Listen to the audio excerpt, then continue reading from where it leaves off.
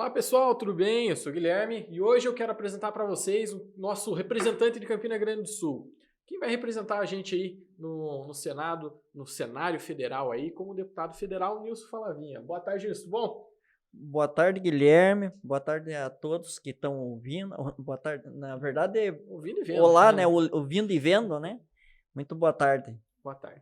Então hoje, Falavinha, eu quero pegar contigo para a gente descobrir quem é Falavinha. Quero entender a tua história, de onde você veio, como você começou, quem era a tua família, se tem algum começo. Primeiro de tudo, quero saber de onde que você veio, Falavinha.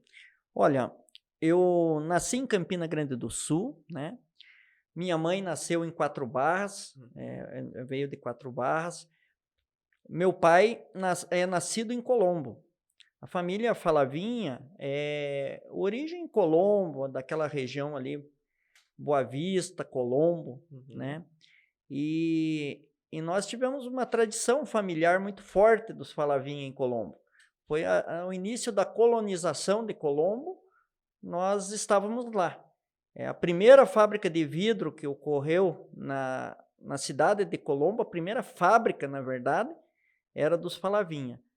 E o primeiro prefeito de Colombo foi Falavinha, foi Carlos Falavinha. E tivemos também o Osório Falavinha, que foi vereador, presidente de Câmara e foi prefeito em Colombo também. E daí veio a nossa família veio de lá. Meu avô veio em 1942, foi morar em Campina Grande do Sul, né? Meu pai tinha 3 anos e dali acabou ficando, né? Até ali, até nos dias de hoje, a nossa família está constituída lá em Campina Grande do Sul. Então, essa tua parte de Campina, ligação, já vem com a família já. Você Já já nasceu e foi criado lá.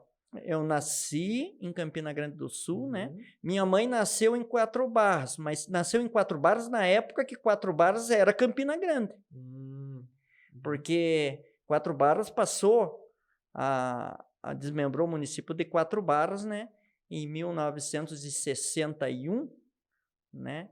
Então já a minha mãe tinha nascido na época, quando a minha mãe nasceu em 1943, Quatro Barras era Campina, na localidade chamada Campininha, no Campininha. município de Quatro Barras. Ah, conheço muito ali já.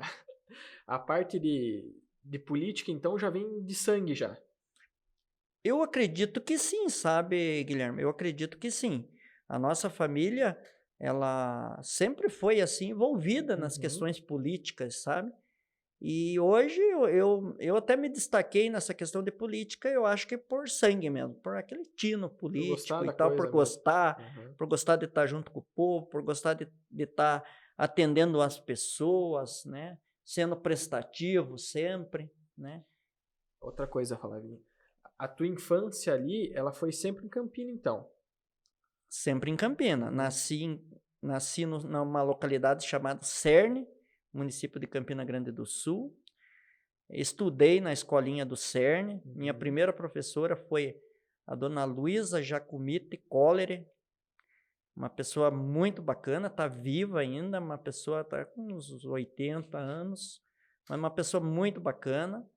Depois disso tive a professora Elvira, que chamam de professora, ela é conhecida como professora Vica.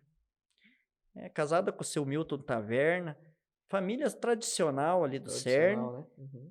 Uhum. Depois eu passei a morar lá na localidade, nós se mudamos do Cerne para uma localidade chamada Rio Bonito. Lá chamam Pedreira, Rio Bonito, sabe? E daí, quando a gente foi para lá, eu passei a estudar a 4ª série com a minha tia, que faleceu agora há pouco tempo, minha saudosa tia, tia e madrinha, Uhum. Geni Falavinha Colleri.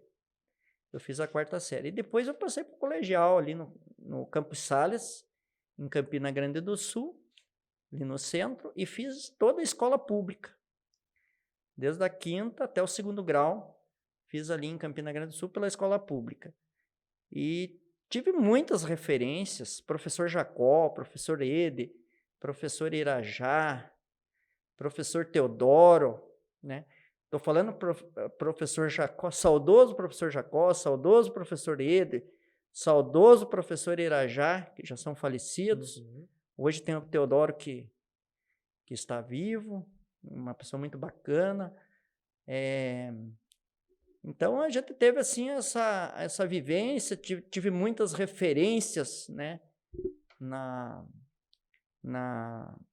em termos de colégio, e sempre foi por ali, sabe? Sempre fiquei por ali. Então, a tua infância foi infância normal, comum. Normal, sempre brincando, correndo na rua, jogando futebol. Fazendo esporte, exercício. Gostamos muito do futebol. Nessa época de colégio, nós vínhamos de ônibus, né?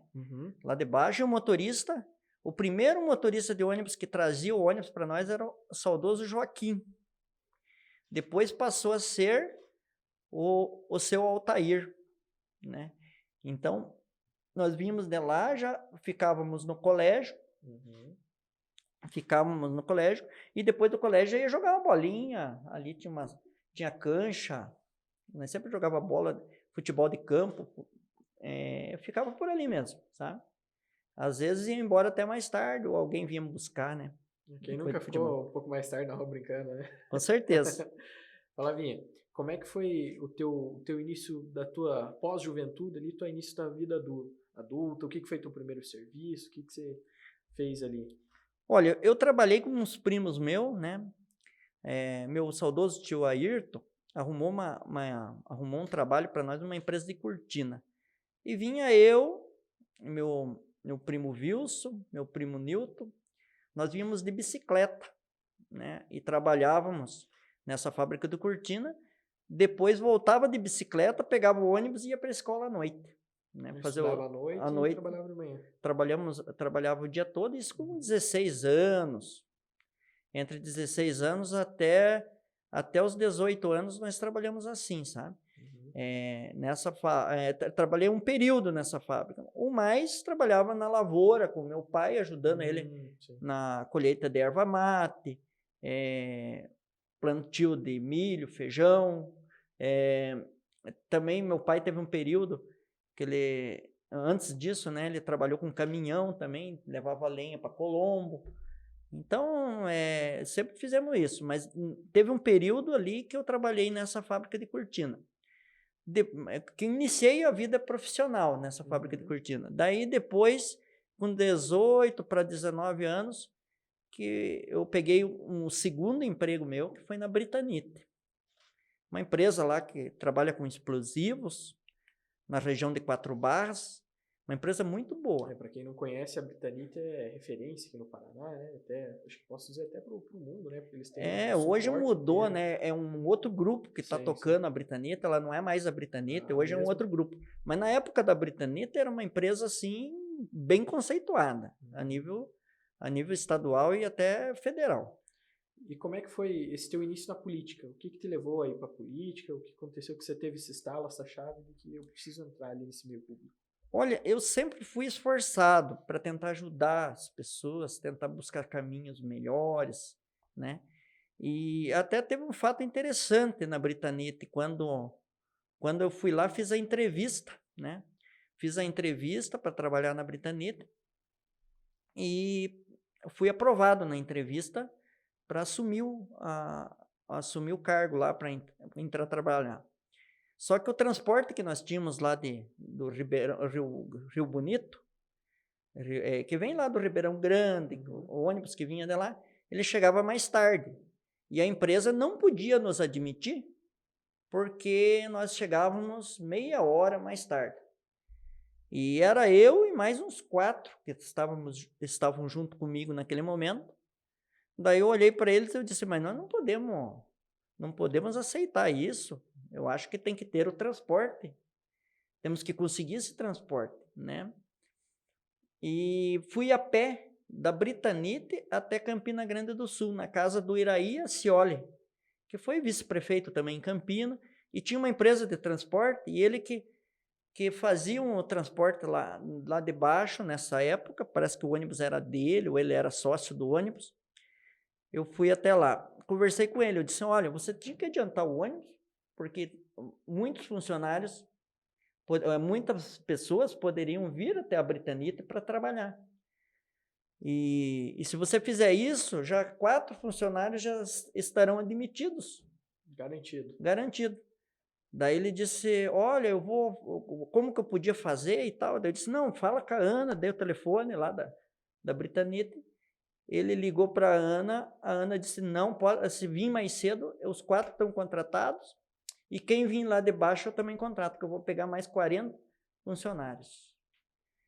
E ele mudou o horário do ônibus, nós fomos contratados, e muitas outras pessoas foram contratadas posterior a mim, por causa da mudança do ônibus. Então, você veja que eu tinha 18 anos para 19, eu já estava militando politicamente, né, de alguma forma, em favor das pessoas. No caso, a dor te comoveu junto ali, aquilo incomoda e você fez o diferencial. Que na verdade eu precisava muito do emprego, mas eu também vi que aquelas pessoas que estavam ali do lado precisavam muito também, sabe? Então eu não achei justo, né? Por causa de meia hora, né, que o ônibus passava mais tarde. Ninguém ser admitido. E daí que surgiu a oportunidade, o Iraí fez essa alteração, acabou admitindo aqueles e muitos outros, e o Iraí ainda acabou fazendo transporte para a empresa de outros funcionários para outras regiões. No caso, abriu ainda a porta para ele. Abri a porta para ele ainda. E aí, como que foi esse teu início, então, na política? Quando você falou, não, agora eu vou me eleger, agora eu vou fazer a campanha, agora eu quero entrar para a política. Logo que eu saí da Britanita, eu fui visitar um amigo meu na Secretaria de Saúde, que hoje é vereador, até o Pedro Café. E quando eu cheguei lá, eles estavam... A Maria Concília, uma pessoa maravilhosa, trabalhava lá, era veterinária, chefe da vigilância sanitária. Ela olhou para mim e disse assim, Flavinha, por que você não vem trabalhar com a gente aqui? Daí eu disse, olha, Maria, eu gostaria muito. Então venha trabalhar, porque tem uma vaga, eu vou lá te apresentar. Me apresentou eu para o secretário, na época do Dr. Marco Caron, o Dr. Marco acabou me contratando para trabalhar na vigilância sanitária. E eu fiquei na saúde. E a gente, como sempre foi muito esforçado, né? E aquela época era uma época muito difícil, nós tínhamos poucos recursos para atender a população, né? Então, nós atendíamos, olha, fora de horas, tinha que levar no hospital, nós levava, com o nosso próprio carro, às vezes, sabe? E na época eu acho que eu não tinha carro, não tinha não, nessa época eu não tinha carro, eu comprei logo depois, mas nós se esforçava, levava com o carro da prefeitura, nós levava pessoas a internar em hospital psiquiátrico, nós éramos funcionários da administração, mas não tinha, às vezes faltava o enfermeiro, faltava aquela pessoa para levar, a gente fazia aquela segunda parte, sabe, para não deixar as pessoas na mão. E isso foi nos dando uma credibilidade, né? E com o tempo, passar do tempo, recebi vários convites para ser candidato a vereador. Não pensava em ser vereador, sabe, na época. Assim, nunca tive essa pretensão. Mas vendo aquela enorme dificuldade que a população vinha passando, eu disse, olha, pode ser uma solução, né? Pode ser uma solução para muitos. Se eu estiver como vereador e puder fazer alguma coisa, eu vou me esforçar ao máximo para fazer. E, de repente, aceitei o convite na época para ser candidato e tive o êxito de ser o terceiro vereador mais votado do município na época. Isso na primeira candidatura, é isso? Na primeira eleição, em 1999, para assumir em 2000, eu fiz 1.073 votos em Campina Grande do Sul e fui eleito em terceiro lugar na ocasião. E ali começamos uma missão, né? Uma missão. E sabe, Guilherme, ali eu fiz um compromisso quando eu assumi, quando eu fui candidato, eu fiz um compromisso, na verdade, com Deus, para mim fazer um trabalho para mim que possibilitasse, né? Fiz um compromisso de ser justo, né? E prestativo com as pessoas, e pedi para Deus na época me ajudar bastante, porque foi uma conquista assim, além do que eu imaginava ter. Vereador para mim na época assim foi uma surpresa, na verdade, ser eleito vereador, porque eu não imaginava ser eleito nas condições. Primeira eleição. Na primeira, as condições que eu vivia, nós éramos muito fraquinhos, assim, questão financeira, sabe? Então, para mim, foi, assim, uma vitória muito grande. Daí eu fiz esse compromisso com Deus, né? De sempre ser justo na minha carreira política, né? E até hoje posso dizer para você que posso bater no peito, que sempre fui justo, sempre fiz o que eu pude pela população e o que eu pude para deixar as pessoas, para atender melhor as pessoas até o dia de hoje. E sem ter rabo preso com ninguém. Com certeza, nem o rabo preso, nunca tive nunca me vendi, nunca, sabe, nunca deixei, assim, nada que pudesse dizer, olha, fez isso, fez aquilo, sabe? Então, nós sempre tivemos a nossa vida reta e limpa durante toda a nossa carreira política. Pois eu fui eleito em 2000, né, vereador. Na eleição seguinte, fui eleito mais votado vereador em 2004. Fui reeleito mais votado em 2008, né, vereador também. Daí tive o convite para ser vice-prefeito em 2012, aceitei. Acabei sendo vice-prefeito, eleito vice-prefeito em 2012 e vice-prefeito em 2016. E fui presidente da Câmara por duas legislaturas e também assumi a prefeitura no ano de 2019 por uns 17 a 20 dias, parece que foi. Então, a tua carreira política é extensa. É uma carreira extensa, é uma carreira com mais de 20 anos, né, na política. Eu tenho a curiosidade, Flavinho. O que é um vereador? O que o vereador faz? Eu sempre tive essa curiosidade comigo para saber o que o vereador faz. Olha, o vereador, a principal função dele é legislar em favor da população, né? Ele tem que observar as leis, propor leis, né, que possa melhorar a vida das pessoas. Ele pode observar, né? Ele tem que ter um profundo conhecimento do orçamento público para ele poder direcionar, né, as leis, direcionar emendas, né, que possa atender a necessidade das pessoas, das localidades, né, das áreas, né, da educação, da saúde, do esporte. Então, o vereador, a função dele é bastante ampla, sabe? Ele depende bastante de muito trabalho, mas muito trabalho para poder fazer a função correta do vereador. Desde que o vereador, às vezes, o vereador não pode estar conivente com o prefeito, vamos dizer assim, em tudo. Ele, claro, tem que aprovar o que é certo, o vereador tem que observar e ver que se o prefeito está propondo coisa boa, ele tem que ir junto, tem que aprovar, mas ele não pode ter aquele vínculo, porque o vereador está para legislar. Sim. Ele está para defender o cidadão e não defender ele próprio. O que a gente vê muito hoje é o vereador coloca seus parentes, né, na prefeitura, coloca cargos, né, vários cargos, e daí ele tem que fazer o que o prefeito manda, sabe? É para garantir o dele depois. Para garantir essa posição que ele vive, porque se ele fizer contrário disso, ele perde todas aquelas regalias que ele conseguiu. Então, o vereador, na verdade, não poderia ter essas finalidades. É o que a gente vê muito, sabe? Então, a gente combate isso também, a gente acha assim que o vereador tem que ser independente para poder defender melhor a comunidade, melhor os recursos e poder direcionar os recursos de acordo com o que a população pede, não de acordo com o que às vezes ele é obrigado a fazer. A fazer. O vereador, na verdade, ele, na teoria, né, não na prática, a gente sabe que é diferente as coisas, mas na minha visão ele teria que ser o olho do povo, né, ver o que acontece ali para conseguir ajustar para todo mundo, para ter uma sociedade melhor. Né?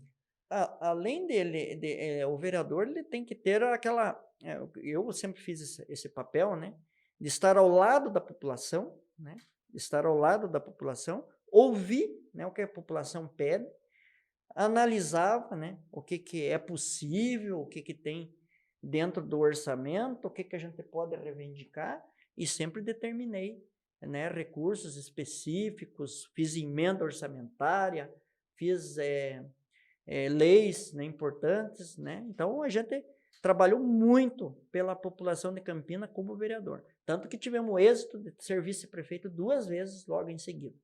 E a função do vice-prefeito, igual que ela é ali, falando. O vice-prefeito não tem muita oportunidade, sabe? Porque o que aconteceu? A primeira vez que eu fui vice-prefeito, nós fizemos um combinado que eu ia trabalhar junto com o prefeito, né? Que eu ia ter todas as portas abertas para poder fazer o que a população precisava, que eu ia ter autonomia em poder colocar meus projetos, o nosso plano político para atender melhor a comunidade, né? E não tivemos essa oportunidade, sabe? Tive muita dificuldade como vice-prefeito na primeira gestão, tive também muita dificuldade na segunda gestão como vice-prefeito, porque não sei se o candidato a vice-prefeito, ele fica engessado, ou o vice-prefeito fica engessado numa situação que ele acaba despertando um ciúme, um medo, né, de você poder, às vezes, tomar o lugar do prefeito. E não é isso. Eu acho que a parceria, a amizade, cada um sabe o seu lugar. Eu acho que nunca... O que tem que trabalhar, eu tenho que tentar buscar a união com o prefeito, com o vice-prefeito, para poder fazer um trabalho que atenda melhor a comunidade. Ele é para a comunidade, ele não é para os dois, né? Então é para a comunidade. Então um tem que andar do lado com o outro, isso. Né? Com certeza, Guilherme. Eu tive muita dificuldade como vice-prefeito, inclusive fiz muita coisa, sabe, Guilherme, mas a minhas custas, ao meu suor, no dia a dia, buscando parcerias, buscando através de amizade, através das portas que se abriam, de conhecimento. Então a gente fez muita coisa pela população, mas graças também aos recursos que a gente conseguiu junto aos deputados, junto ao governo, sabe? A gente buscou recursos. Eu nunca deixei de buscar recursos para Campina Grande do Sul. Então a tua parte foi começo como vereador, aí você se reelegeu como vereador, isso?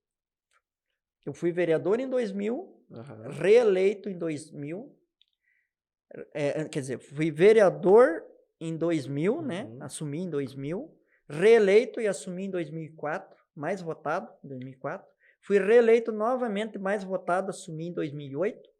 Fui vice-prefeito eleito em 2012 e reeleito em 2016. E presidi a Câmara por 2 legislaturas consequentes. E agora o que te despertou a ir para a parte do deputado federal? Por que o deputado federal?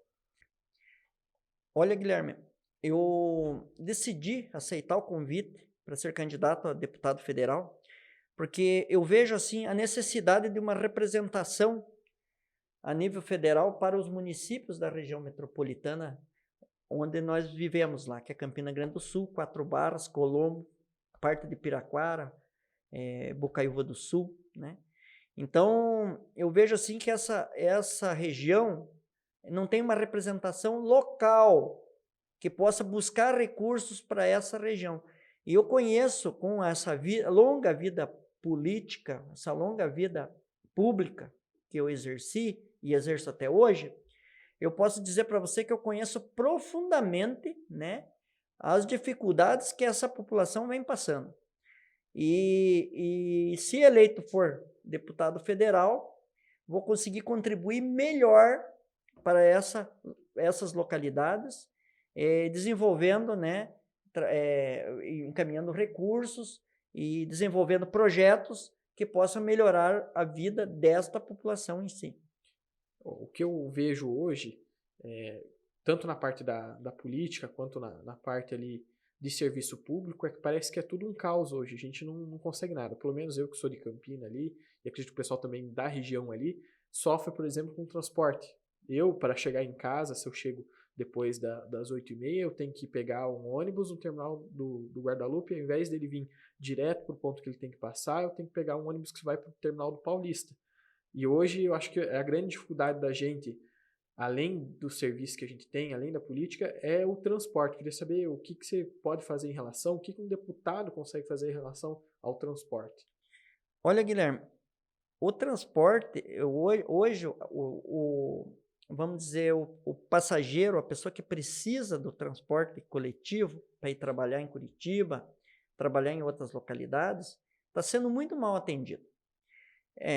Vamos dar um exemplo. Lá da sede do município de Campina Grande do Sul, eles tiraram as linhas diretas e colocaram todos os alimentadores para o Jardim Paulista. De Quatro Barras, que é um município vizinho, eles tiraram as linhas diretas a partir das 8 horas e sábado e domingo também. Vai para o Jardim Paulista. Uhum. Mesma coisa do Eugênia Maria, Jardim Secom, aquela região que atende Jardim Graciosa, né? Tiraram as linhas diretas a partir das 8 horas da noite, né? E aos finais de semana, e também jogaram todos como alimentador para o Jardim Paulista, certo? Então, o que acontece? Hoje, quando você chega como passageiro no terminal do Jardim Paulista, você desce ali, você vai pegar um ônibus superlotado para ir para Curitiba. Principalmente nos horários de pico, você não pega banco para ir até Curitiba. O ônibus demora muito no trajeto para chegar até lá. Então, o que acontece? A empresa Castelo Branco, e veja bem, eles fazem o que é melhor para a empresa, certo? Eles pensam na empresa, né? E não pensam muito no passageiro, no conforto do passageiro. Porque o que acontece? Quando mudaram essas linhas, o passageiro chega mais tarde em casa, né? Tem que ser muito mais cedo. O cidadão que precisa do transporte chega mais tarde em casa, ou tem que sair mais cedo. Outra coisa, dificilmente vai sentado no ônibus, né? Ele não tem assim aquele conforto de sentado no ônibus. Então, se eu cheguei mais cedo, eu vou sentado. Não, ele chega mais cedo, desembarca lá e acaba indo de pé até Curitiba também. Então, isso criou assim, um transtorno para a nossa população da nossa região de Quatro Barras e Campina Grande do Sul, sabe? E eu vejo assim que eu, na condição hoje de observador dessa situação, eu vejo assim que tem que mudar isso. Que a empresa não tem que visar só o lucro ou visar só a condição melhor da empresa. Ela tem que ver também a condição do passageiro, né? E o que acontece? Hoje é um cartel. Não tem, a empresa é um tipo monopólio, não tem como mudar essas empresas, não tem como, as empresas também não têm medo nenhum de fazer essas alterações. Por quê? Porque eles não têm nenhuma represália, não tem nem Comec cobra deles, nem prefeitura cobra deles, sabe? Eles fazem o que bem entendem. O que bem entende para manipular o mercado. Porque eu ia te perguntar justamente isso agora. Por que a gente não tem uma outra empresa que representa a gente? Porque, querendo ou não, tudo eles têm que passar por um processo seletivo. Ele trabalha para o povo. O transporte, né? Na verdade, ele tem que ser, ele é licitado, né? Uhum. A cada temporada é licitado, né? Mas existe um cartel. As empresas ganham essa, ganham aquela e ganham aquela outra. Não muda nada, sabe? Nunca vai mudar nada disso aí se não houver uma mudança de cima para baixo, sabe? Essas questões aí é muito complicada para o nosso nossa população, é uma dificuldade que a nossa população vem passando, né? Nós vemos isso numa situação precária mesmo. Olha, Guilherme, resumindo a situação, sabe? O transporte é um caos, né? O cidadão que mora em Campina Grande do Sul tem que ir até o Jardim Paulista para pegar, como se Campina Grande do Sul fosse um alimentador para o Jardim Paulista. O Quatro Barras, a partir das 8 horas e final de semana, também tem que ir para o Jardim Paulista. Eugênia Maria, também da mesma forma. Depois das 8 horas da noite e finais de semana, vai para o Jardim Paulista. Então, os ônibus que tinham linha direta, passaram a ser um alimentador, né? E isso vem prejudicando a nossa população, que chega mais tarde, tem que sair mais cedo, que vai de pé, que está sendo prejudicado, né? E eu não vejo, assim, hoje, uma mudança por parte deles, da Castelo Branco, por quê? E nem das prefeituras, não tem interferência nem de prefeitura, nem de Comec, porque para eles está bom. Para eles está bom. É um verdadeiro cartel, faz o que quer. Só está ruim para a população. Então, isso é um cartel. Então, nós temos que mudar isso, sabe? Nós temos que vir de cima para baixo. Eu, como deputado federal, não vou deixar quieto. Eu vou bater em cima disso, porque tem que fazer a vontade da população. A população é que tem que estar bem servida e tem que ser bem atendida. Não é as empresas, não é a boa vontade da prefeitura e não é a boa vontade da Comec. E também tem alguém em cima lá pressionando, né? Porque a gente vê que hoje em dia, por ser mais esse cartel, fazem o que quer, ninguém liga para nada e não tem a fiscalização. Hoje, a gente vê muito vídeo na internet, pessoal revoltado, pedindo, indo falar lá no pessoal do terminal, reclamando, mas nada de adianta porque não tem uma pressão em cima, a gente não tem essa pressão política. Seria essa a solução, né? Precisa uma representação de peso, que não tem o rabo preso, nem com a Castelo Branco, nem com a Comec e nem com as prefeituras. Tem que ser uma pessoa de pulso para vir e botar e levar esse assunto para discussão a nível federal, né? Para que a gente possa representar bem, para que possa, né, solucionar o problema da população. Essa parte do transporte é uma das partes que mais me incomoda, por exemplo, porque eu uso ônibus e a gente sabe falar as palavras leigas aqui bem chula, é um saco a gente ter que acordar cedo para pegar o ônibus, para pegar o ônibus lotado, e aí quando você chega do serviço, você ainda, se você trabalha até mais tarde, você ainda tem que chegar, você tem que ir até o Jardim Paulista para conseguir ir para outro lugar. E eu acredito que não está sendo só na nossa região, porque eu vejo bastante gente reclamar, então sempre a gente depende, vira refém na verdade, né, dessas empresas. E eu queria saber o que a gente podia fazer. Então, a solução é a gente ter uma pressão em cima para conseguir que essas empresas ou atendam ou sabem que na próxima licitação está fora. Guilherme, e ainda mais, vou te falar. Nós temos brigado, de muitos anos, nós temos lutado, mas sem eficiência, porque não existe essa representação, né? Pela integração do transporte com Curitiba e região, né? Curitiba e outras regiões, né? A integração, aí sim seria interessante, sabe? Integrar com Curitiba, porque daí ele paga uma passagem só para ir para o Pinheirinho, paga uma passagem só para ir para o Portão, para outras regiões. Aí seria interessante. Mas não integração dentro da própria cidade. Eles integraram dentro da própria cidade e fazem um bardeio de pessoas aqui para ali, daqui para ali, sabe? Facilita, só para encher os ônibus para mandar para Curitiba. Uhum. Eles lotam os ônibus e mandam para Curitiba, sabe? Então, a linha de ônibus, é claro que a linha se paga. Todas as linhas se pagam. Não existe isso que não se paga, sabe? Os ônibus hoje, as próprias empresas de transporte, elas recebem subsídio de pneu, de compra de ônibus, recebem subsídio do governo federal, estadual, recebe um monte de coisa que facilita a vida deles. Então, eles sobrevivem muito bem. É isso que eu fico revoltado. A gente tá ali porque esse dinheiro é o dinheiro nosso, a gente paga imposto, né? Hoje o Brasil é um caos porque a gente não sabe o que o imposto acontece, porque no papel tá certo, a empresa tá recebendo e ela não presta o serviço pra gente. Então a gente precisa ter isso, porque eu gostaria de chegar direto para a empresa e falar, se você não me serve, então caia fora e vem para outro. Mas a gente hoje não consegue fazer isso. Hoje não. Elas têm licitação por anos, sabe? E quando for para mudar isso, Eu digo para você que não muda do jeito que está, porque é um cartel. As empresas, elas fazem um complô entre elas, uma responde para um lado, outra responde para o outro e fica tudo igual, sabe? Ó, resumindo, só para você entender. Hoje, além de nós termos, resumindo, além dos ônibus direto virarem alimentador, as linhas diretas viram alimentador do Jardim Paulista, que são da sede do município.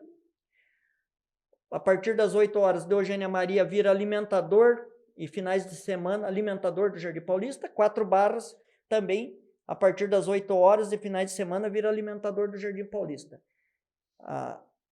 Temos lotação dos ônibus para Curitiba. Não temos a integração do transporte com Curitiba, que seria interessante, para o passageiro pagar uma só passagem, né? E ter um conforto de poder chegar onde quer. E ter um conforto de poder ir com uma só passagem para o Pinheirinho, para o Portão e para outras localidades. Então, temos todas essas dificuldades, né? E temos um cartel que não sai dali, sabe? Um cartel é um monopólio que não muda e é muito difícil. Então, a nossa representação a nível federal, nós vamos levar isso para discussão, vamos levantar esses assuntos e queremos fazer a vontade da população, a vontade das pessoas. As empresas têm que fazer a vontade das pessoas, porque tem que atender melhor as pessoas, quem precisa do transporte, que são trabalhadores, que são pessoas que têm que se deslocar de uma forma ou de outra. Então, é isso que nós vamos brigar a nível federal. Pode ter certeza disso, Guilherme. Essa pauta, para quem está perguntando aí, essa pauta, é porque eu quis bater nisso. Porque isso é uma das coisas que mais me incomoda, e como eu tenho a oportunidade de falar com o Flavinha, eu queria saber o que a gente consegue fazer. Então, a gente hoje consegue sim parar com esse monopólio, com esse cartel, fazer essa alternativa, porém a gente precisa de alguém que represente, alguém que esteja lá fazendo algo diferente. Porque hoje a gente tem pessoas representando o Paraná, tem deputado federal pelo Paraná, mas dificilmente ele vai pegar o teu problema e vai lutar contra você, porque ele está preocupado com o município dele, ele está preocupado com a região dele, ele quer garantir a eleição dele, ele não quer saber se você vai conseguir resolver para ele. Então hoje, eu acho que é importante a gente ter pessoas como você falando na política, porque hoje a gente não tem quem representa, a gente não tem quem é uma representação local, né? Nós vamos elevar, né? Vamos elevar os municípios de 4 Barras, Campina, Colombo, né? Numa representação, Piraquara, Bocaiúva do Sul, vamos elevar esses municípios a uma representação a nível nacional, né? Levar para o cenário, né? Levar para o cenário, vamos levar essa discussão desses assuntos, né? Eu estou falando aqui assuntos que eu conheço bem, que eu vivo a realidade dessas cidades, né? Eu conheço muito bem, eu posso levar. Mas isso não quer dizer, Guilherme, também que eu vou brigar por outras localidades, porque eu vejo o que passa a nossa população, passa a população do Paraná inteiro. Com certeza. Sabe? Com certeza. Hoje eu acho que os deputados federais que tem, eles prezam mais pelas capitais, né? A gente não tem aquela representação mais nossa mesmo ali do município.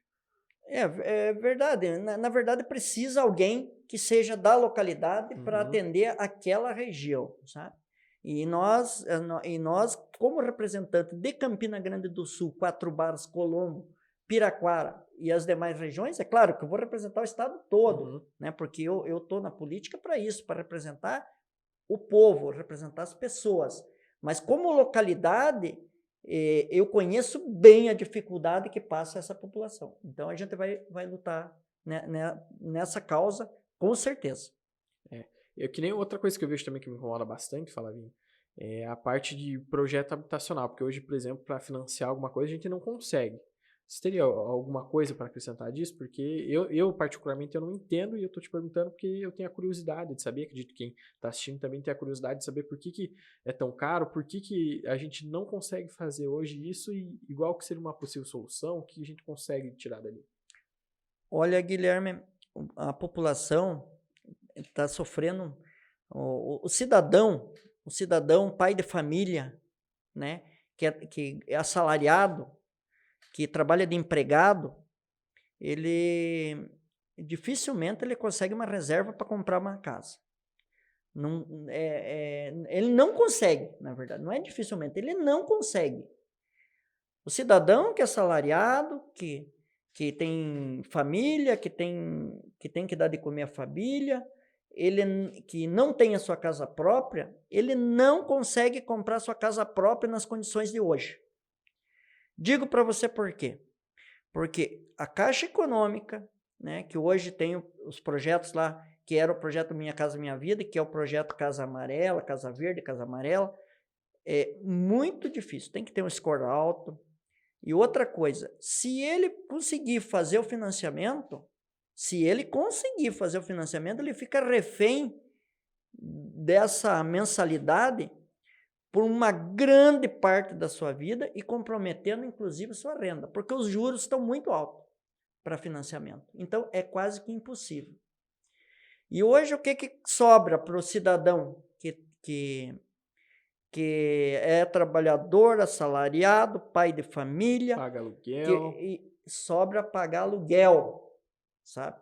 Pagar aluguel, que é muito alto também. Os aluguéis hoje compromete grande parte do orçamento da família e acaba tirando da boca dos filhos, né, para pagamento desse aluguel, para o pai poder sobreviver.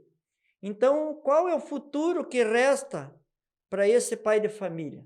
Qual é a realidade, o que sobra para ele conseguir sua casa própria? Muitos, Guilherme, não conseguem pagar o aluguel e tem que ir morar em área de risco, área invasão, área irregular, certo? Compra uma área irregular, né? Não consegue regularizar, e ali ele é vítima de enchente, ele é vítima de desbarrancamento, O próprio saneamento, né? Às vezes ele é vítima, a saúde dos filhos deles é comprometida, porque às vezes o saneamento não é bom, porque às vezes o cheiro do rio é terrível, porque tem muito mosquito, tem muito isso, tem muito aquilo, sabe? Mas é o que sobra para esse cidadão, muitos desses cidadãos, né? E eu vejo assim, qual é a preocupação dos governantes, né, dos prefeitos, dos governantes, dos deputados, com esse pessoal? Na minha região, eu não vejo preocupação nenhuma. Nós não temos nenhum conjunto habitacional para atender baixa renda no nosso município, nem no município de Quatro Barras, nem no município de Colombo, nem no município de Piraquara, nem no município de Bocaiúva, há muitos anos. Há muitos anos. Não temos nenhum conjunto habitacional.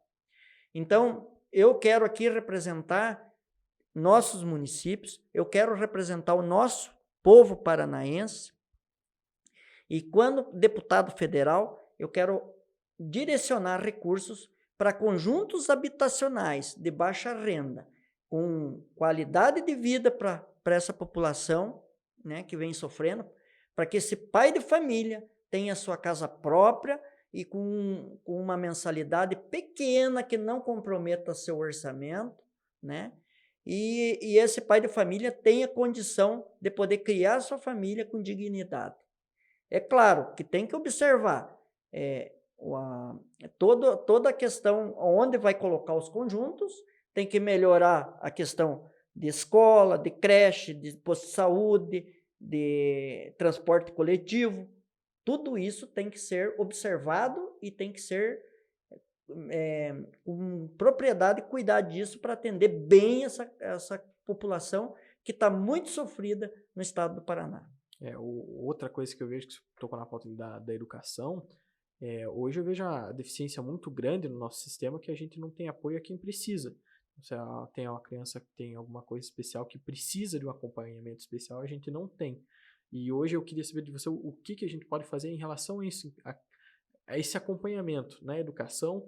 A educação é importante sim para todos, mas eu acho que nessa minoria reflete mais. A gente tem essa deficiência, por exemplo, eu vejo lá na parte da Campina, ali de Quatro Barras, a gente não tem aonde fazer. Às vezes demora 6 meses para um acompanhamento, 1 ano, 2 anos. Então, até lá, a criança não tem um acompanhamento saudável, não tem uma educação saudável.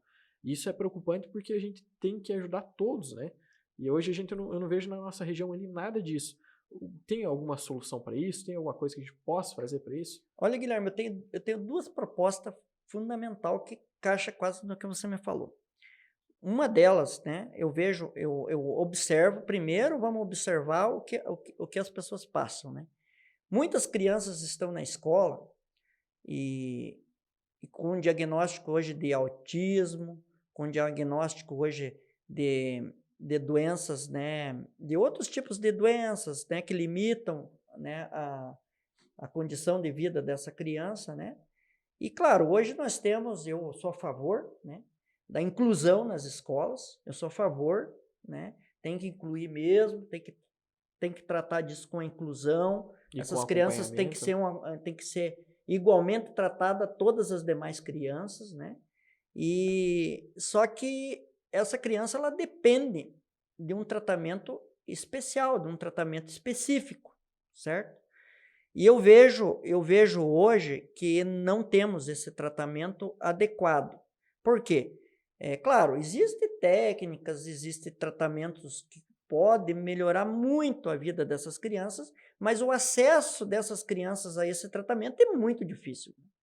Olha, tem que procurar pelo SUS, tem que marcar pelo código de transação, depois depende muito, às vezes, de um neurologista, de um atendimento de um fono, depende de um atendimento de um médico mais especializado, de um fisioterapeuta, e acontece que ele faz determinado período da terapia e depois não consegue a continuação dessa terapia e acaba regredindo a condição de saúde dessa criança e limita a capacidade dele quando adulto, por falta de tratamento, sim. Sabe? Então, o que eu já venho propondo, venho falando em outras questões, né? Como deputado federal, eu vou fazer uma luta árdua para essas questões. Árdua. Vou lutar com todas as minhas forças para que todos os municípios do estado do Paraná tenham um centro multidisciplinar, já com um atendimento específico, né? com pedagogo, psicopedagogo, com um fono, com um psicólogo, né? Com todos os atendimentos necessários para fazer esse tratamento, para a continuação desse tratamento dessas crianças, né? Que hoje precisam desse atendimento. Então, no contraturno escolar, ele vai para a aula normal, no contraturno escolar, ele tem esse atendimento nesse centro multidisciplinar.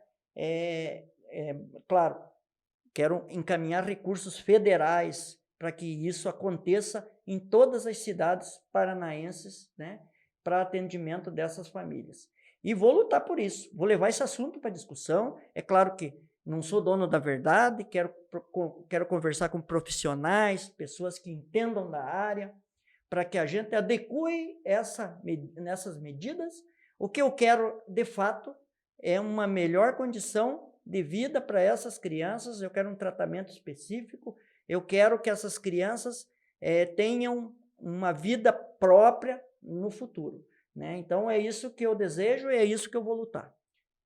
Outra coisa que eu queria ver com você, Flavinha, é porque a saúde ela já é um caos, né? Essa parte, então, que você precisa de um acompanhamento especial, independente do problema que você tiver, você vai lutar contra isso, porque você vai ficar marcando exame, tendo que marcar exame, e eu entendo que, assim, já como a gente já é difícil, para o pessoal que tem exame para marcar demora 6 meses, demora 1 ano, então para a gente já é difícil. O que tem que dá para fazer que seja valorizado também na área da saúde? Como é que a gente consegue apertar igual a gente aperta do transporte a saúde para a gente ter um atendimento melhor?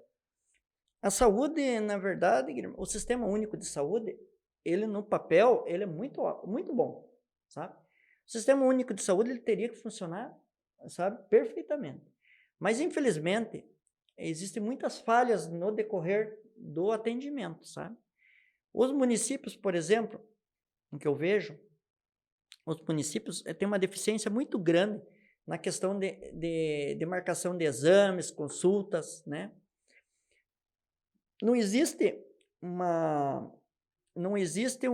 Nós tínhamos que ter um programa específico, exigir, né, como deputado federal, exigir que todos os municípios implantem um programa para atender conforme a necessidade do cidadão, conforme a urgência do exame, sabe? Conforme a urgência da consulta, sabe?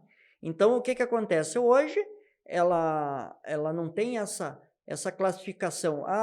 O cidadão está com um sintoma mais grave, está no vermelho, está no sintoma menos grave, vai para o laranja, está no menos grave ainda, vai para o verde, sabe? Não tem essa classificação. O que eu vejo também por exemplo, no caso ali de Campina, quem quer ir em Campina não tem uma UPA, tem que ir para Quatro Barras, que também não é uma UPA, né? Que a gente sabe que não é uma UPA, é algo que foi feito às pressas ali, que foi transformado em uma UPA, mas também não demanda, porque isso, além de suprir Quatro Barras, vai suprir o pessoal de Campina também e região. Guilherme, a dificuldade é muito grande nessa questão, sabe? A UPA é necessária para Campina Grande do Sul, uma UPA, né, é necessária para muitos municípios do Paraná. E eu vou brigar para que tenha UPA, né, em todos os municípios, as grandes localidades, né, porque eu vejo que o mau atendimento de saúde vem ocorrendo, as dificuldades, muitas dificuldades de saúde pela população, é por falta de um atendimento que realmente atenda às necessidades da população, sabe? Então, eu vejo assim que Campina Grande do Sul não tem UPA, hoje vai para o hospital, chega lá no hospital, o cidadão sai, eu vou lá no hospital. No hospital manda para a UPA de Quatro Barras, sabe? Manda para a UPA de Quatro Barras. Porque o hospital, na verdade, não é para atender, né? Uhum. Na verdade, o hospital também tem a sua hoje tem que ter um atendimento prioritário pelo município e tem que ser destinado, né, via federal, porque uma UPA é feita com recursos federais. Então, nós vamos brigar por isso. Resumindo, nós vamos brigar por uma UPA em Campina Grande do Sul e todas as regiões do Paraná, onde não tenham UPA, nós vamos brigar por isso. Esse atendimento da UPA, com todas as condições que a UPA, de uma boa qualidade, uma boa condição, ela oferece uma boa condição para o cidadão, nós vamos querer que todos os cidadãos sejam bem atendidos. Porque hoje o que eu vejo, além da gente ter a falta ali da UPA, a gente não tem nem sequer, por exemplo, a prestação básica ali no hospital, porque você fica ali o dia inteiro, você vai ficar ali o dia inteiro sofrendo, e a gente necessita ali. Então, o que falta, por exemplo, para o prefeito ou para quem está ali na linha de frente ali, poder fazer essa UPA, poder construir isso? É falta de vontade? O que acontece que não sai isso? A UPA, ela é feita com recursos federais, né? E também ela é destinada a recursos para manutenção e até para efetivo, né, da UPA. É possível a destinação. Então, o que tem que fazer? Tem que fazer um pedido, o prefeito, né, tem que estar junto aos Ministérios da Saúde em busca dessa UPA. Então, nós, como deputado federal, nós vamos representar a nossa região, nós vamos buscar esses recursos para a UPA e vamos encaminhar para que seja feita uma UPA em Campina Grande do Sul, né? E UPA para atendimento de toda a população na região metropolitana. Quantas UPAs forem necessárias, nós vamos brigar para que tenha, de acordo com a necessidade da população nossa local. Outra coisa que eu queria ver com você, Flavinha, a parte de privatização. O que você acha de privatizar, de não privatizar? Por exemplo, hoje a gente vê a Copel, a Sanepar, até os próprios Correios, a gente vê que não funciona. Hoje é difícil a gente ter algo que funciona, porque a gente paga muito caro, afinal, o imposto é a gente que paga, a gente que faz isso funcionar e não funciona. Tem casos que ela é 100% privatizada, tem casos que ela é um pouco, tem uma porcentagem. Queria saber se tem o que a gente consegue fazer isso, o que um deputado federal hoje consegue lutar contra isso. Que a gente consegue mais fazer. Uma discussão que eu vou levar a nível federal, né, e até a nível federal, para que a gente consiga discutir esses assuntos, consiga elaborar uma forma melhor de agir nessa questão. Vou te dar um exemplo. A Sanepar hoje é 40% privada e 60% ela é pública. Então, a Sanepar visa lucro. Ela visa lucro em cima do contribuinte. do que paga a taxa de água, que paga a taxa de esgoto. Resumindo, todo mundo, né? Todo mundo. E agora você veja bem, Guilherme, toda a rede de esgoto, todas as estações de tratamento foram feitas, ou quase todas, foram feitas com recurso federal e estadual. Foram feitas com o nosso dinheiro, com nossos recursos, né? Então, as estações, a canalização de esgoto, né, foram feitas com recursos federais ou estaduais, certo? Ou grande parte delas, né? E hoje a Sanepar cobra da população paranaense 80% do valor do consumo da água em cobrança de esgoto, sabe? Então eles cobram o esgoto, claro que visando lucro, por quê? Porque a empresa é 40% privada e 60% pública. Então, na verdade, a gente pagou para ser construído e a gente está pagando para ganhar lucro. E caro, 80% do valor da água em esgoto é muito caro, porque as estações de tratamento e a tubulação, elas foram feitas praticamente, pelo menos as que eu conheço, elas foram feitas todas com gravidade. Então, o custo de manutenção disso não é tão grande assim para justificar isso. Para justificar um valor tão alto que é cobrado da nossa população. Então, eu assim fico indignado com essa questão. Vou levar esse assunto para discussão também, sabe? Por quê? Por que eu vou levar a nível federal? Muitos podem dizer, mas é a questão estadual. Mas os recursos que vieram para fazer a estação de tratamento, para fazer a tubulação, e muitos recursos federais veio para a Sanepar, sempre tem vindo para a Sanepar. Então, eu quero saber, né? Quero levar para discussão, quero saber por que vem recurso federal e a Sanepar cobra tudo isso da população do Paraná, a população do Brasil inteiro, né? Do Paraná, né? Porque do Brasil não... Mas eu quero saber por que isso, entende? Então, vou levar a nível federal essa discussão. A forma de cobrança, né? Para a gente conseguir uma pressão. Eu quero saber por que cobram tão alto, entendeu? E vou levar para discussão isso, vou levar para discussão por que veio os recursos, por que foram encaminhados esses recursos e por que hoje é cobrado esse valor tão alto, né, da população paranaense, de 80% do valor referente ao consumo da água. É muito alto. É igual, eu vejo, posso até usar esse de exemplo, é igual na educação. Hoje a gente tem as escolas, quando tem uma escola bem preparada, que é difícil a gente ter uma escola com todo o suporte, a gente não tem nada complementar, não tem um curso técnico, não tem um centro esportivo, não tem... A criança, ela...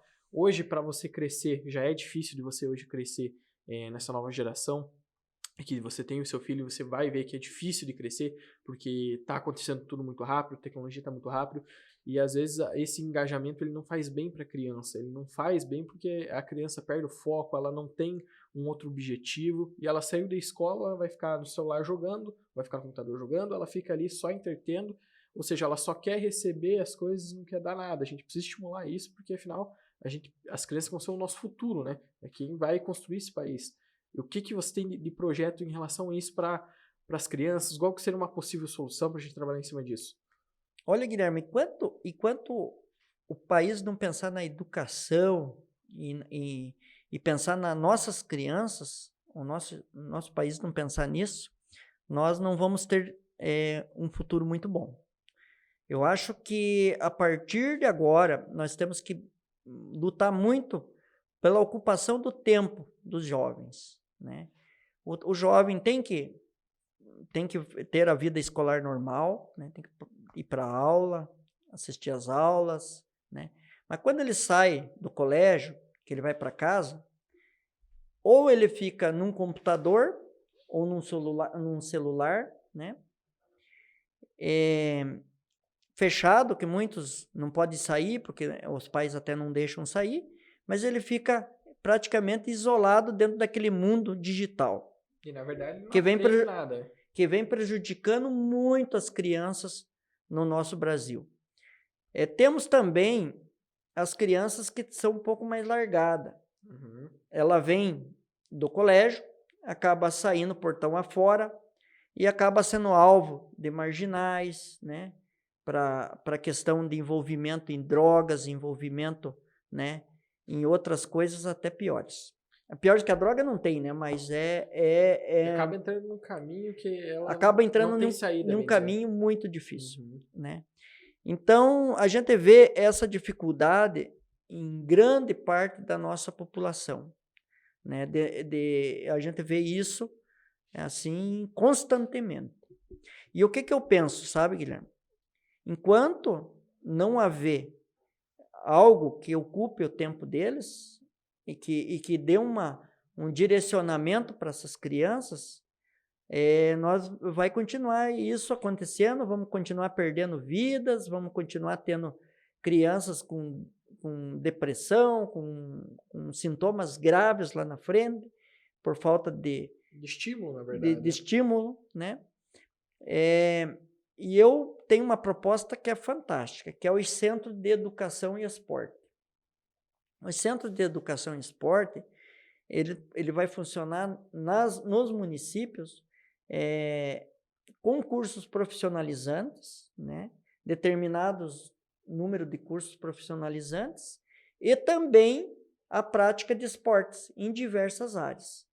Futebol, atletismo, futebol de salão, futebol de voleibol, handebol e todas as outras práticas de esporte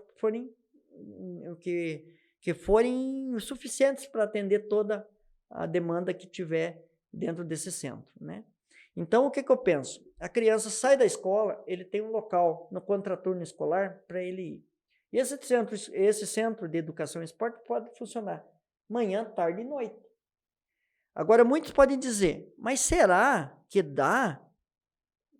Tem muito recurso federal, tem muito recurso que até municipal e estadual, realmente não é feito não é dado essa condição à nossa população, é porque os governantes não querem, sabe? É uma gestão que eles não fazem muita importância. Não fazem muita importância. Então, o que eu vou fazer?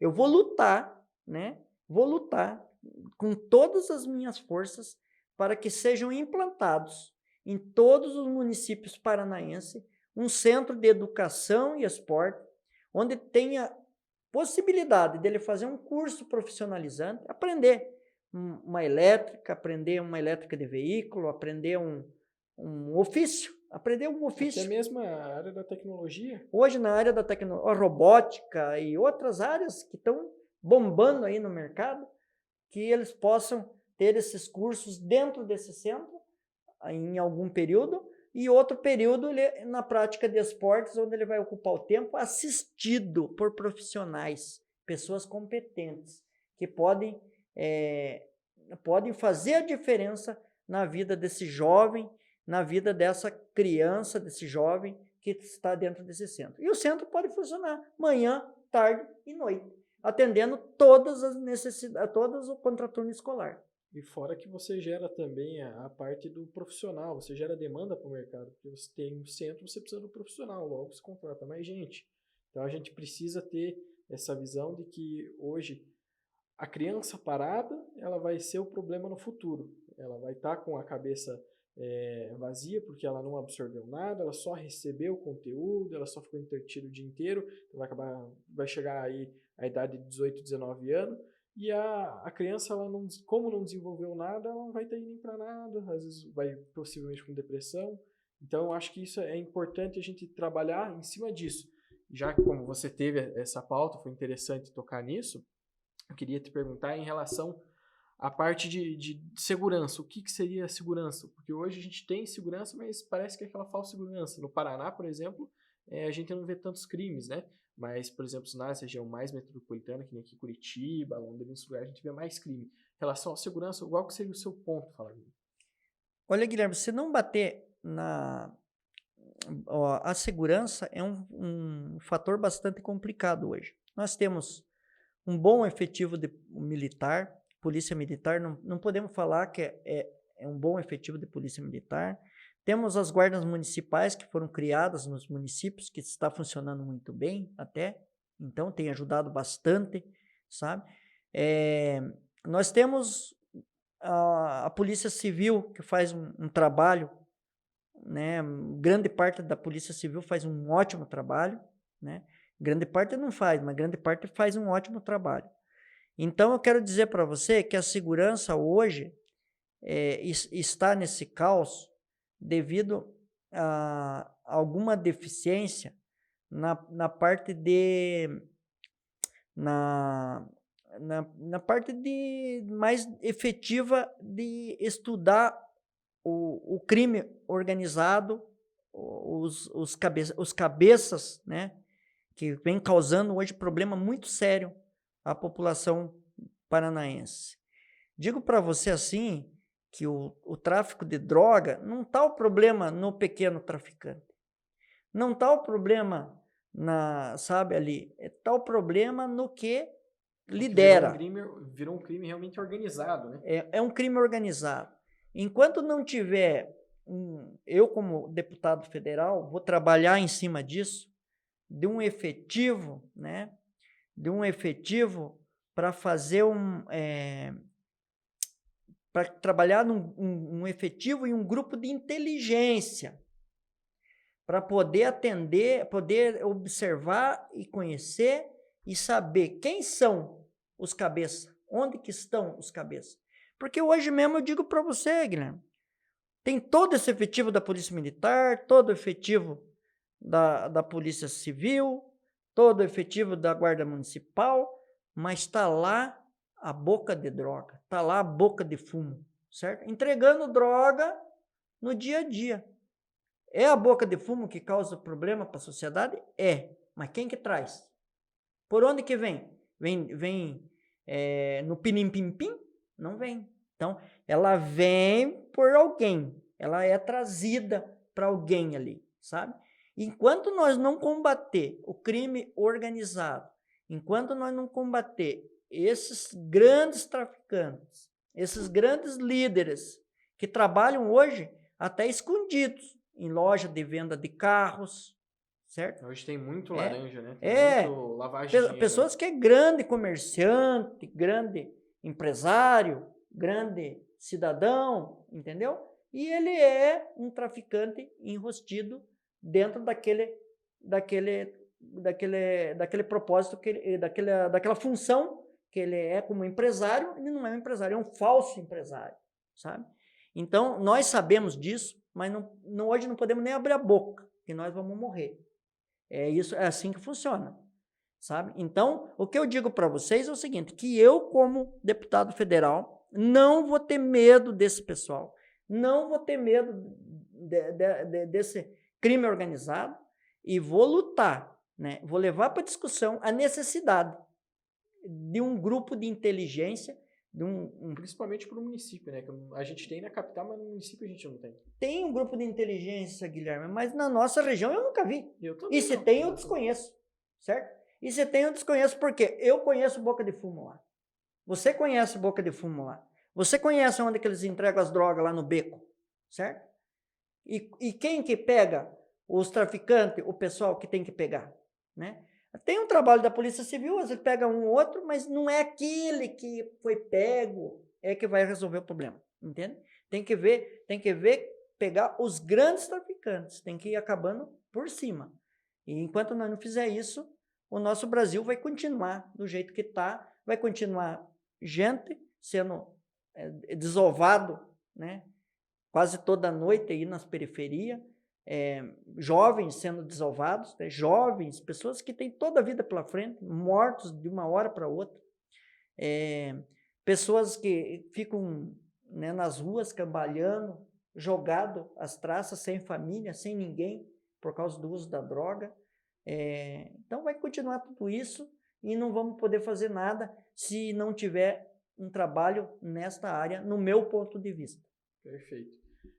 Essa parte de você falar que tem a boca de fumo, a gente vê, a gente convive com aquilo, a gente denuncia aquilo, a polícia vai lá, tira a boca de fumo de lá, dá 2, 3 meses, a boca está de novo no mesmo lugar, com as mesmas pessoas, né? Porque a gente vê que é até a mesma pessoa, ele vai preso, fica ali um tempinho, de repente está na rua de novo.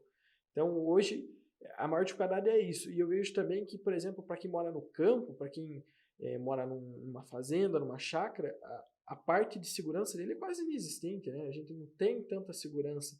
Hoje, o que a gente pode fazer, por exemplo, para quem mora na área rural, nessa parte mais isolada, para ele ter uma segurança maior, ter uma convivência maior, até mesmo fora da parte de segurança. Hoje, que eu vejo do meu ponto de vista, a parte rural ela acaba sendo deixada de lado. Por exemplo, você não consegue regularizar um terreno, sempre tem um problema em cima disso.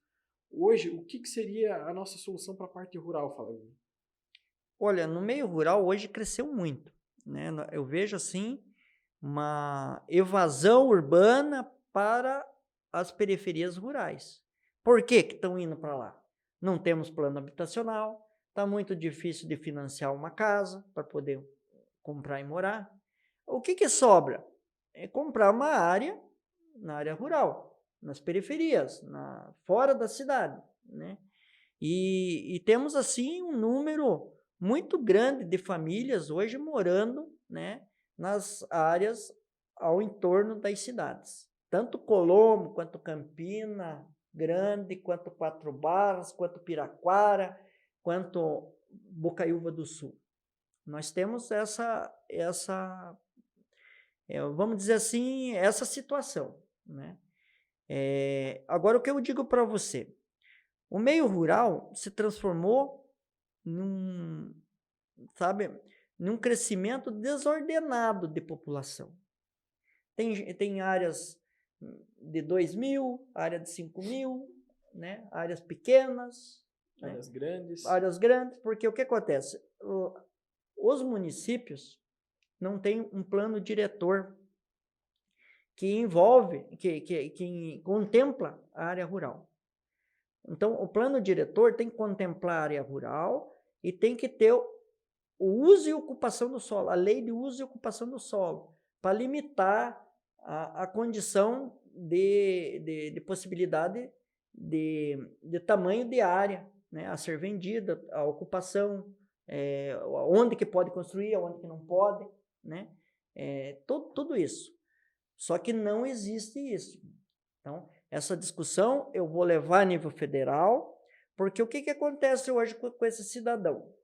O cidadão vai morar na área rural, ele compra uma área menor que o módulo fiscal e não consegue ligar luz, não consegue ligar água, né? Não consegue regularizar esse terreno dele. Vamos dizer que ele comprou lá um terreno de 2.000 metros, construiu uma casa, não consegue ligar luz, não consegue ligar água e não consegue regularizar essa propriedade. Ele acaba morando numa situação precária e muitas vezes tem que fazer gato de luz, que é o que tem acontecido, eu tenho visto, sabe? Para ele poder sobreviver. Ele é culpado? Não é culpado. O sistema público não dá oportunidade para ele de comprar uma casa totalmente legalizada na área urbana, né? E ele também não tem condições de comprar uma questão, né, legalizada, né, ele acaba optando em comprar o que ele pode, né? E isso vem causando uma grande crescimento desordenado das áreas rurais, né? E até por isso a Copel agora não quer ligar luz, a Sanepar não quer ligar água, as prefeituras não querem dar autorização para o cidadão, mas é muito fácil condenar o cidadão que está morando lá. É muito fácil, sabe? Porque pela prefeitura, pela Sanepar, e condenar ele a viver lá sem documento, sem luz, sem nada. Como se fosse um indigente, né? Como se fosse um indigente. Mas por que ele está lá? Agora vamos à questão. Por que ele foi morar lá nessas condições? Porque ele não tinha outra opção. Quem não tem opção tem que fazer o que dá. Tem que fazer o que dá, exatamente. Ele vai morar onde? Embaixo da ponte? Ele vai levar a família dele para baixo da ponte? Não. Ele conseguiu comprar um terreno irregular. Ele não invadiu. Ele não roubou terreno. Ele comprou uma área irregular. Quem vendeu também está errado. Mas vendeu e agora está lá o problema, certo? Que está lá um problema que não é um problema, é uma solução para aquele cidadão que está lá, certo? É um problema aos olhos do poder público, que não fez um projeto habitacional, que não deu uma condição para ele comprar algo legalizado, que não deu oportunidade alguma para ele. Daí considera esse cidadão como um problema. Mas ele não é problema, não. Ele é a solução para o problema da família dele, de moradia, de ter onde morar. Então, o que eu digo para você, eu vou levar a nível federal, né, essa discussão. Eu quero a regularização de todas as áreas já construídas, né? Quero luz e água para toda essa população, porque ninguém mandou não ter fiscalização, de não deixar construir, de não ter um plano. Os municípios hoje condenam, né, esses cidadãos, mas quando que fizeram uma lei, né, de uso e ocupação do solo e uma fiscalização eficiente para que se cumprisse a lei? Não tem. A lei do interior é regida pelo INCRA, que não é uma lei que determina o uso e ocupação do solo, determina a fração de uma área rural para ser documentada, no caso de um desmembramento, com mais de 20 mil metros. Só isso. Ela contempla isso. Ela não diz assim, cada 20 mil metros tem que ter uma casa. Não tem. Os municípios se omitiram, não fizeram as leis, né, de uso e ocupação do solo. O poder público nunca deu uma oportunidade de um projeto habitacional, nunca deu uma oportunidade para esse cidadão ter como conseguir sua casa própria de uma maneira legal e bacana. Hoje tem que aguentar, tem que resolver. E eu, como deputado federal, vou lutar com todas as minhas forças para que toda essa população tenha seu imóvel regularizado, para que tenha valor para ele, porque ele comprou e pagou e tem que ter valor para ele esse imóvel. Se um dia ele quiser vender, ele tem que ter documento, ele tem que ter valor. E que tenha luz e água para toda essa população. E mais, vou lutar por uma lei federal que obrigue a todos os municípios a fazer a lei de uso e ocupação do solo na área rural, determinando onde pode ser, quando pode ser subdividido e de que maneira que pode ser construído. Porque pode, sim, o município fazer isso. Só não faz porque não quer e porque não tem vontade de ajudar a população.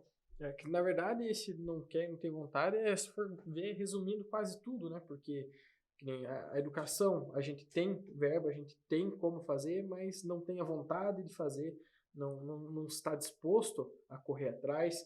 A segurança a mesma coisa, a saúde a mesma coisa, essa parte diária de ocupação a mesma coisa, a moradia hoje, ela é aquilo, você vai trabalhar a tua vida inteira, se você ganhar um salário mínimo, você tem que fazer extra, você tem que recorrer a outros recursos, porque você vai pagar um salário, você vai dar de comer pro teu filho, você vai pagar leite, que hoje está um absurdo, você vai pagar gasolina se você tiver carro, você vai pagar transporte, gastar todo esse tempo de transporte.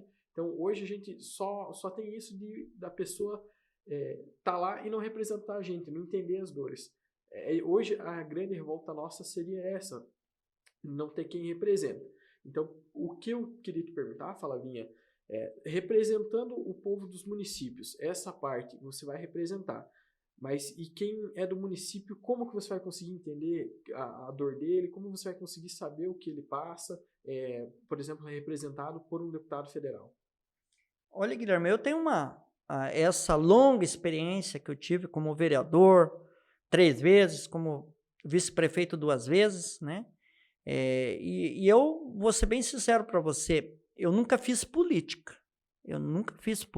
Eu vivo a política. Eu vivo nas comunidades. Eu participo junto com as pessoas da sua vida, né?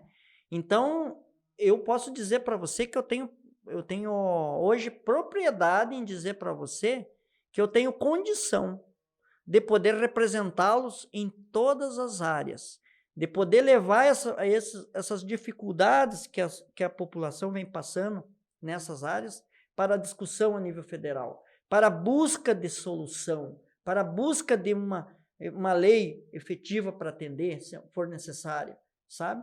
Então, eu tenho essa condição. E vou dizer para você que eu não tenho preguiça, não tenho rabo preso e eu posso fazer sim por essa população, porque experiência não me falta. Experiência e conhecimento das dificuldades que a nossa população passa.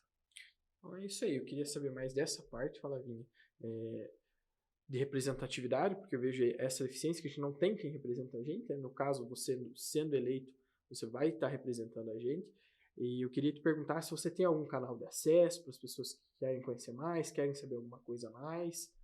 Hoje, Guilherme, nós estamos com as nossas redes sociais, né? Todas ativas, né? Nós temos lá o nilsonfalavinha.com, que é a nossa página. Temos também no Facebook, no Instagram. Então, nos visitem lá, vejam nossas propostas, vejam, enfim, propostas ou pautas, né, que nós vamos levar para discussão a nível federal. E podem ter certeza que ali você vai entender quem é o Flavinha, ali você vai entender, né, as lutas que nós temos feito em favor da população, né? Não em favor próprio e muito menos de outras pessoas que querem, né, esses favores, né? Então, nós lutamos em favor da população. E esse é o compromisso que nós temos, é lutar em favor das pessoas, em favor de quem realmente precisa. Eu estava comentando comigo antes que você tem o projeto Gente da Gente. O que seria esse projeto, Flavinho? Olha, Gente da Gente, na verdade, não é um projeto, sabe? É para dizer, para determinar para a nossa população que a gente é gente da gente, é gente nossa. Nós somos aqui da região metropolitana, nós somos do povo, nós somos, né, que nós conhecemos a realidade do povo. Eu quero passar essa mensagem. Gente da gente, gente nossa, é que eu faço parte da vida, do cotidiano de cada pessoa que está me assistindo, pode ter certeza disso. Então, é isso que eu quero passar na mensagem. E que eu posso os representar muito bem, né? E que Campina Grande do Sul, Colombo, Quatro Barras, Bocaiúva, Piraquara tem condições, sim, de ter um deputado federal. Muitos dizem, não tem voto, é pouca. Tem muito voto e dá para nós se eleger. É só o povo se unir e vir com a gente que dá para se eleger. Perfeito. Quer acrescentar mais alguma coisa, Flavinho? Eu acho que está tudo bem. Então, vamos encerrar por aqui. Se você quiser, como o candidato falou aqui, acessar a página do site dele, as páginas, mídias sociais para saber mais, acompanhar mais sobre a vida dele. Ele está postando algumas coisas lá do dia a dia dele para conhecer a persona mesmo, quem que é Nilson Falavinha, né? E também conhecer as lutas que ele passa ali, o dia a dia dele. Pode acompanhar ele lá nas páginas, nas mídias sociais deles. E qualquer coisa a gente fica à disposição para vocês também. Podem deixar no site lá, tem o projeto para você mandar as suas dores, né? O que está incomodando o teu bairro. Então, lá também tem essa opção que você consegue interagir e também consegue passar para o deputado aqui, né? Para que ele consiga ver o que você passa do teu ponto de vista. Isso é interessante. Então acesse lá também, no site dele tem lá a opção Gente da Gente, e tem um formuláriozinho lá para você preencher e relatar o que acontece na sua rua, no seu bairro, o que você está sofrendo com dificuldade, e assim ter uma resposta, uma solução para a gente ver o que a gente consegue fazer e lutar. Dentro lá dessa parte, você consegue interagir também. Então, eu agradeço a todos que assistiram até aqui. Venho pedir para vocês acompanharem também ali as mídias sociais e os canais que a gente tem. É isso aí, um grande abraço a todos.